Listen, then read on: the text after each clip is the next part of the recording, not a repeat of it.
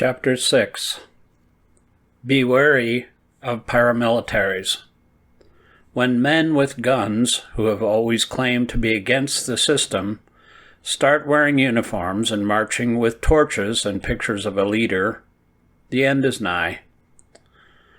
When the pro-leader paramilitary and the official police and military intermingle, the end has come. Most governments, most of the time, seek to monopolize violence. If only the government can legitimately use force, and this use is constrained by law, then the forms of politics that we take for granted become possible. It is impossible to carry out democratic elections, try cases at court, design and enforce laws, or indeed manage any other quiet business of government when agencies beyond the state also have access to violence. For just this reason, people and parties who wish to undermine democracy and the rule of law create and fund violent organizations that involve themselves in politics. Such groups can take the form of paramilitary wing of a political party, the personal bodyguard of a particular politician, or apparently spontaneous citizens' initiatives, which usually turn out to have been organized by a party or its leader. Armed groups first degrade a political order, then transform it. Violent right-wing groups such as the Iron Guard in interwar Romania or the Arrow Cross in interwar Hungary intimidated their rivals.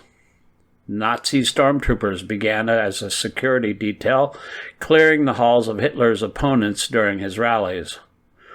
As paramilitaries known as the SA and the SS, they created a climate of fear that helped the Nazi Party in the parliamentary elections of 1932 and 3.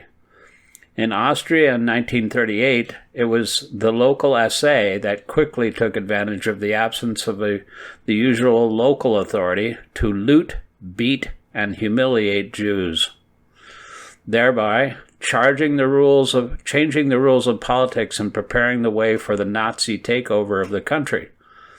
It was the SS that ran the German concentration camps, lawless zones where ordinary rules did not apply. During the Second World War, the SS extended its lawlessness it had pioneered in the camps to whole European countries under German occupation. The SS began as an organization outside the law, became an organization that transcended the law, and ended up as an organization that undid the law. Because the American federal government uses mercenaries in warfare, and American state governments pay corporations to run prisons and intermediate internment camps, the use of violence in the United States is already highly privatized. What was novel in 2016 was a candidate who ordered a private security detail to clear opponents from rallies and encourage the audience itself to remove people who expressed different opinions. A protester would first be greeted with boos and then with frenetic cries of, quote, USA, end quote, and then be forced to leave the rally. At one campaign rally, the candidate said, quote, there's a remnant left over. Maybe get the remnant out. Get the remnant out. End quote. The crowd, taking its cue, then tried to root out other people who might be dissenters, all the while crying, quote, USA, end quote.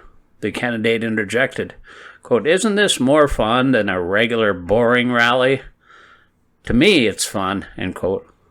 This kind of mob violence was meant to transform the political atmosphere, and it did.